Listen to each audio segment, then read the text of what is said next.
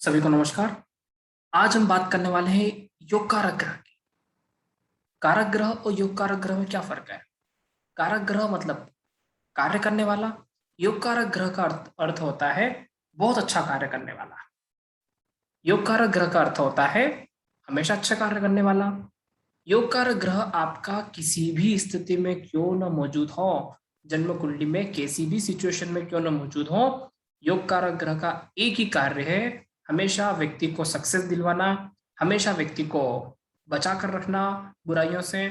व्यक्ति कहीं भी फंस गया हो, कुछ भी उसको हो गया हो, बुखार आ गया हो, बीमार हो गया हो, डिप्रेशन में आ गया हो, कोई केस में फंस गया हो, किसी भी तरह से चीजों में व्यक्ति फंस जाता है, तो वहां पे एक व्यक्ति ऐसा होता है, उसको बोलते हैं योग कारक ग्रह। एक ग्रह ऐसा होता है जो हमेशा यही चाहता है कि व्यक्ति का हर चीजों से छुटकारा हो जाए, हर नेगेटिव चीजों से छुटकारा हो जाए और व्यक्ति को सिर्फ और सिर्फ सक्सेस मिले, सिर्फ और सिर्फ व्यक्ति का नाम हो, उसको कहते हैं योग कारक ग्रह। योग कारक ग्रह अपने आप में बहुत अद्भुत होता है।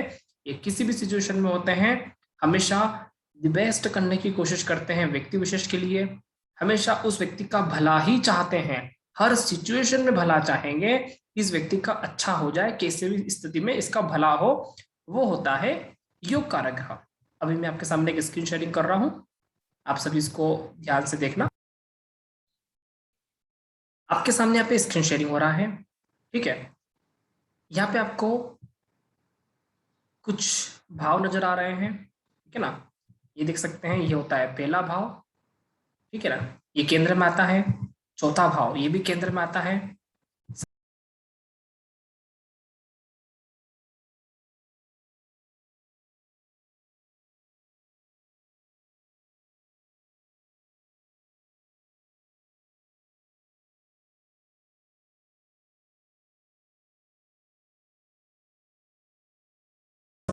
अब इसके साथ साथ यहाँ पे ये लग्न, पहला भाव, ये पंचम, ठीक है ना, और ये होता है नवम।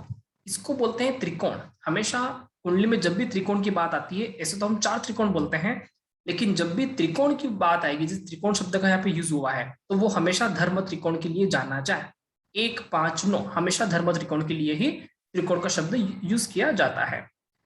तो ऋषि पाराशर जी का क्या कहना था? ऋषि पाराशर जी का एक ही मत था कि जो ग्रह केंद्र और त्रिकोण दोनों का मालिक बन जाए वो हमेशा योग कारक। अब आप यहाँ पे ध्यान से देखो, लग्न एक ऐसा भाव है जो केंद्र में भी आता है, पहला भाव, और त्रिकोण में भी आता है, ठीक है ना। लग्न एक ऐसा भाव है जो केंद्र में भी आता है, 1 4 7 10 के साथ भी था ये। यहाँ पे देखिए आप, ये 1, ये 4 7 और 10, ठीक है ना। 1 4 7 10 के साथ भी था ये, और 1 5 और 9 धर्म त्रिकोण के साथ भी लग्न आता है, ठीक है ना। तो लग्न एक ऐसा भाव है जो केंद्र को भी, केंद्र में भी आता है और त्रिकोण में भी आता है। पहली बात हमको यहाँ से क्या सीखने को मिलती है? लग्न मतलब हम स्वयं। व्यक्ति को हमेशा अपने ऊपर इतना कॉन्फिडेंस रखना चाहिए कि वो कुछ भी कर सकता है, उसमें शक्ति है कि वो कुछ भी कर सकता है, ठीक है ना। तो व्यक्ति को हमेशा अपने ऊपर पूर्ण विश्वास करना चाहिए कि वो कुछ भी कर सकता है। जिस व्यक्ति को अपने ऊपर विश्वास होता है कि मैं कर सकता हूँ, पूरी दुनिया उसके ऊपर विश्वास करती है कि ये कर सकता है, ठीक है। सबसे पहले हमें अपने ऊपर विश्वास करना चाहिए। अब बात आती है योग कारक ग्रह की। लग्न अपने आप में योग कारक तो होता ही है, लेकिन फिर भी उसको योग कारक क्यों नहीं मानते हैं?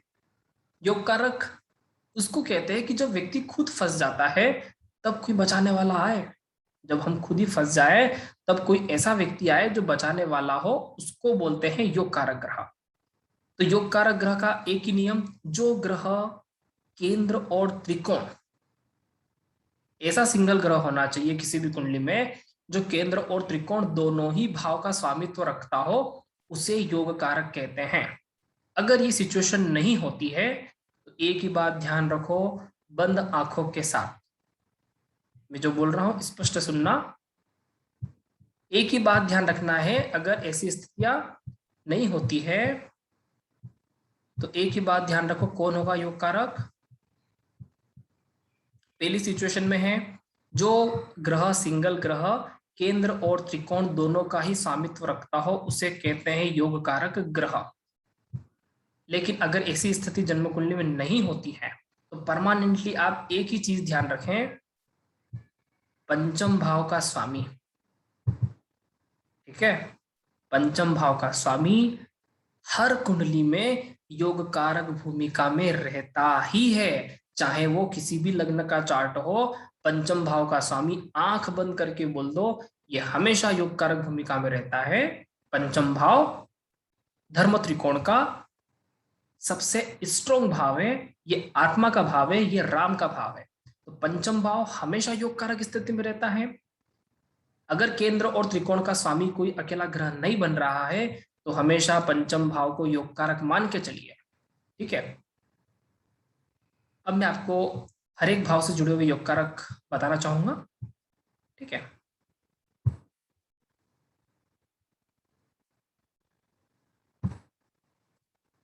यहाँ पे आप देख सकते हैं ये मेष लग्न का चार्ट है। मेष लग्न में कौन सा ग्रह योग कारक होगा? तो मेष लग्न में ऐसा कोई भी ग्रह नहीं बना जो केंद्र और त्रिकोण दोनों का ही स्वामित्व रखता हो, ठीक है। ऐसा कोई भी ग्रह नहीं है जो केंद्र और त्रिकोण दोनों का स्वामित्व रखता हो, तो पंचम भाव का स्वामी यहाँ पे योग कारक बन के आ जाएगा, ठीक है। पंचम भाव का स्वामी यहाँ पे योग कारक बनकर आ जाएगा। यहाँ पे मेष लग्न को देखो, पहला राशि ये मंगल की राशि है, इसकी सेकेंड राशि अष्टम भाव में आएगी, तो ये केंद्र त्रिकोण का स्वामी योग नहीं हुआ, ठीक है ना। यहाँ पे शनि की राशि दशम भाव में आ रही है, तो त्रिकोण में शनि की राशि नहीं आ रही है, मतलब ये भी योग कारक ग्रह नहीं हो सकता। चंद्रमा यहाँ पे सिर्फ एक ही राशि का स्वामी होता है तो इसका सवाल ही नहीं उठता। और तुला राशि यहाँ पे ये शुक्र की राशि है, लेकिन शुक्र की दूसरी राशि यहाँ पे त्रिकोण में नहीं आ रही है। शुक्र की दूसरी राशि यहाँ पे त्रिकोण में नहीं आ रही है, ठीक है। यहाँ पे सिंह और धनु राशि है, यहाँ पे वृषभ राशि नहीं आ रही है, तो शुक्र का भी रोल यहाँ पे नहीं होगा।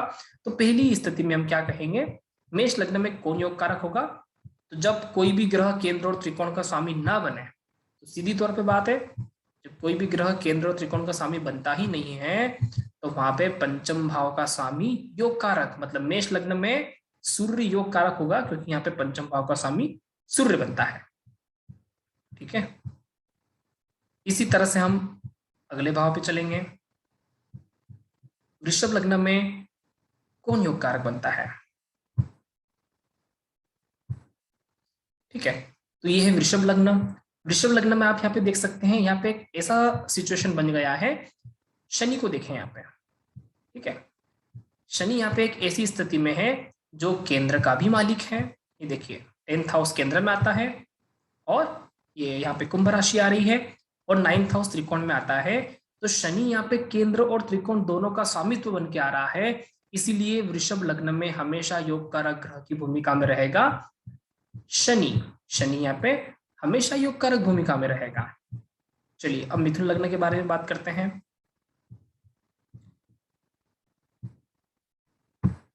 मिथुन लग्न में योग कारक ग्रह कौन होगा? तो ये देख सकते हैं आप, मिथुन लग्न आ गया है। मिथुन लग्न में योग कारक ग्रह आता है पंचम भाव का स्वामी, क्योंकि यहाँ पे भी ऐसी ही सिचुएशन आ गई है, कोई भी ग्रह अकेला केंद्र और त्रिकोण का मालिक बन के नहीं आया। अब आप कह रहे होंगे कि यहाँ पे बुध आ रहा है, क्योंकि ये लग्न में भी आ रहा है और केंद्र में भी आ रहा है, ठीक है ना। लेकिन मैंने आपको कहा था लग्नेश कभी भी योग कारक नहीं बन सकता, कोई दूसरा ही ग्रह योग कारक भूमिका में आता है लग्नेश को छोड़कर। तो यहाँ पे कोई भी ग्रह ऐसा नहीं है जो केंद्र और त्रिकोण का स्वामी बन के आए। तो क्या होगा ऐसी सिचुएशन में? ऐसी सिचुएशन में सिर्फ पंचम भाव का स्वामी ही योग कारक भूमिका में आता है। यहाँ पे पंचम भाव का स्वामी शुक्र है, मिथुन लग्न में शुक्र हमेशा योग कारक भूमिका में कार्य करता है, ठीक है। शुक्र हमेशा यहाँ पे योग कारक भूमिका में कार्य करेगा। अब आते हैं कर्क लग्न के लिए।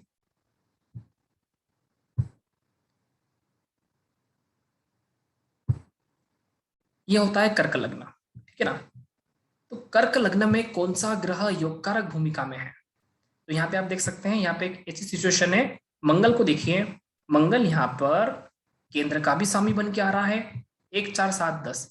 ये देखिए दशम भाव में मेष राशि है, पंचम भाव में मंगल की दूसरी राशि वृश्चिक है। तो मंगल यहाँ पे एक ऐसा ग्रह है जो केंद्र और त्रिकोण का स्वामी बन के आ रहा है। तो कर्क लग्न में, कैंसर लग्न में कौन होगा योग कारक ग्रह? हमेशा मंगल योग कारक ग्रह की भूमिका में होगा। अब चलते हैं सिंह लग्न में। सिंह लग्न में कौन सा ग्रह योग कारक भूमिका में आता है? तो यहाँ पे आप देख सकते हैं सिंह लग्न में भी मंगल ही योग कारक ग्रह की भूमिका में आ रहा है। यहाँ पे आप देखो चतुर्थ भाव का स्वामी मंगल बन गया, वृश्चिक राशि चतुर्थ भाव में आती है। नवम भाव का स्वामी भी मंगल बन गया, तो केंद्र और त्रिकोण का योग मंगल ने अकेले ने बना लिया है। इसका मतलब सिंह लग्न में भी योग कारक ग्रह मंगल ही होगा। कर्क लग्न और सिंह लग्न, ठीक है ना, कर्क और सिंह दोनों ही लग्न के लिए योग कारक ग्रह मंगल होता है। अब हम चलते हैं कन्या लग्न के लिए। तो कन्या लग्न में योग कारक ग्रह कौन होता है? कन्या लग्न में योग कारक ग्रह कौन होगा? कन्या लग्न में कोई भी ग्रह ऐसा नहीं आता जो केंद्र और त्रिकोण का स्वामी बनकर आए। तो वहां पे ऐसी सिचुएशन में क्या करेंगे, ये है ना हमारे पास पंचम भाव का तोड़, पंचम भाव का स्वामी ही योग कारक ग्रह की भूमिका में आ जाएगा। तो कन्या लग्न में हमेशा पंचम भाव का स्वामी ही योग कारक ग्रह की भूमिका में आ जाता है। मतलब शनि यहाँ पे योग कारक ग्रह के रूप में साबित होगा। अब चलते हैं तुला राशि की ओर। तुला राशि में कौन सा ग्रह योग कारक भूमिका में आ रहा है? तो यहाँ पे एक सिचुएशन बनता है शनि का। यहाँ पे आप देख सकते हैं शनि एक ऐसी स्थिति में आ रहा है जो केंद्र का भी मालिक है, फोर्थ हाउस केंद्र, पंचम भाव त्रिकोण। वैसे भी अगर शनि यहाँ पे फोर्थ हाउस का मालिक ना भी बनता तो भी 11th हाउस पंचम भाव में कुंभ राशि आ रही है, तो शनि योग कारक ग्रह के रूप में वैसे भी मौजूद है। तो तुला लग्न में जो भी व्यक्ति तुला लग्न के हैं, तुला लग्न के चार्ट में कौन सा ग्रह उसका सबसे ज्यादा हितैषी है, तो हम कह सकते हैं आंखें बंद करके कि तुला लग्न वालों के लिए शनि सबसे बड़ा हितैषी है। ये उसकी हमेशा हेल्प करना चाहता है। बात करते हैं वृश्चिक लग्न के लिए। तो वृश्चिक लग्न के लिए कौन सा ग्रह योग कारक है? तो यहाँ पे ऐसी कोई भी सिचुएशन नहीं बनी जो केंद्र और त्रिकोण की पूर्ति कर दे। तो पंचम भाव का स्वामी अकेला ही योग कारक ग्रह के रूप में साबित होगा। मतलब वृश्चिक लग्न वाले जितने भी जातक हैं उनका योग कारक ग्रह कौन होता है? उनका योग कारक ग्रह होता है गुरु। गुरु हमेशा व्यक्ति की हेल्प करने के लिए वृश्चिक लग्न वालों के लिए मौजूद रहता है। अब हम बात करेंगे आगे धनु लग्न के लिए। धनु लग्न में कौन सा ग्रह योग कारक भूमिका में आता है? तो धनु लग्न के लिए मंगल हमेशा योग कारक ग्रह की भूमिका में आता है। ठीक है, धनु लग्न एक ऐसा लग्न है जो को यहाँ पे कोई भी ग्रह केंद्र और त्रिकोण का स्वामी नहीं बनता। यहाँ पे हालांकि लग्नेश फर्स्ट हाउस का स्वामी है, चतुर्थेश ये गुरु भी यहाँ पे फोर्थ हाउस का स्वामी है, लेकिन लग्न को हम योग कारक कहते ही नहीं है, इसलिए गुरु यहाँ पे योग कारक बन नहीं सकता। तो गुरु के बाद नंबर आता है मंगल का। मंगल यहाँ पे पंचम भाव का स्वामी है, तो पंचम भाव का स्वामी ही योग कारक ग्रह के रूप में काउंट करें। इसके बाद बात करते हैं मकर लग्न की। मकर लग्न में कौन सा ग्रह योग कारक ग्रह की भूमिका में होगा? कैप्रिकॉर्न में कौन सा ग्रह योग कारक की भूमिका में आ सकता है? यहाँ पे हम देख सकते हैं मकर लग्न में एक ऐसा ग्रह है शुक्र, जो केंद्र का भी स्वामी बन के आता है, दशम का स्वामी है, पंचम का स्वामी है। मकर लग्न वालों के लिए शुक्र हमेशा बहुत बढ़िया रिजल्ट देगा। शुक्र हमेशा यहाँ पे बेनिफिशियल है, बहुत अच्छे से हेल्प करता है मकर लग्न वालों की शुक्र। तो शुक्र यहाँ पे हमेशा योग कारक ग्रह की भूमिका में नजर आता है। मकर के बाद हम बात करेंगे कुंभ लग्न वालों के लिए। कुंभ लग्न वालों के लिए भी सिचुएशन ऐसा ही है। शनि के लग्न में मकर और कुंभ वालों को शनि के लग्न में हमेशा शुक्र उसका योग कारक भूमिका में रहता है। ठीक है, मकर लग्न वालों के लिए ये देखिए यहाँ पे फोर्थ हाउस का स्वामी शुक्र आ रहा है, नवम भाव का स्वामी शुक्र आ रहा है। तो मकर लग्न वालों के लिए और कुंभ लग्न वालों के लिए दोनों के लिए शुक्र हमेशा योगकारक भूमिका में रहता है। इससे हम ग्रहों की मित्रता भी समझ सकते हैं कि शनि की मित्रता शुक्र से बहुत बढ़िया है, ठीक है ना। जो भी ग्रह का लग्न हो अगर, और जो उसका योग कारक बन रहा है, हम ऐसे बोल सकते हैं कि वो उसका बेस्ट फ्रेंड है, उसके लिए हमेशा आगे आकर खड़ा होगा, ठीक है। आखिरी आता है डिस्कस मीन लग्न। मीन लग्न के लिए कौन सा ग्रह योग कारक भूमिका में आता है, तो यहाँ पे आप देख सकते हो, यह मीन लग्न। मीन लग्न के लिए कोई भी ग्रह ऐसा नहीं जो केंद्र और त्रिकोण का स्वामित्व रखता हो, ठीक है। लग्नेश को हम केंद्र और त्रिकोण का स्वामी बोलेंगे ही नहीं, क्योंकि वो योग कारक बन ही नहीं सकता है। लग्न फंसेगा तो ही तो योग कारक निकलना आएगा, इसलिए लग्न योग कारक नहीं बनाया जाता, ठीक है। तो यहाँ पे कौन व्यक्ति की हेल्प करता है मकर लग्न वालों के लिए, कौन सा ग्रह आकर ये कहता है कि भैया मैं तेरे लिए सब कुछ कर दूंगा, तो वो होता है चंद्र। सॉरी, मीन लग्न वालों के लिए, मीन लग्न वालों के लिए कौन सा ग्रह ये कहता है कि मैं तेरी हेल्प हमेशा करूंगा, तो वो होता है चंद्रमा। मीन लग्न वालों के लिए चंद्रमा हमेशा योग कारक, हर स्थिति में चंद्रमा की मीन लग्न वालों की हेल्प करता है चंद्रमा। तो चंद्रमा यहाँ पे किसी भी सिचुएशन में हो मीन लग्न वालों के लिए, वो हमेशा योग कारक भूमिका में उसका साथ निभाता है। अगर योग कारक ग्रह जितना मजबूत होता है, उस चार्ट में सफलताएं उतनी मजबूत होती जाती है। आशा है आपको योग कारक ग्रह समझ में आए होंगे, और किस तरह से योग कारक ग्रह बनाया जाता है वो क्लियर हुआ होगा। आगे इसका यूज कैसे करेंगे हम बाद में जानेंगे। अभी के लिए इतना ही, बहुत बहुत धन्यवाद।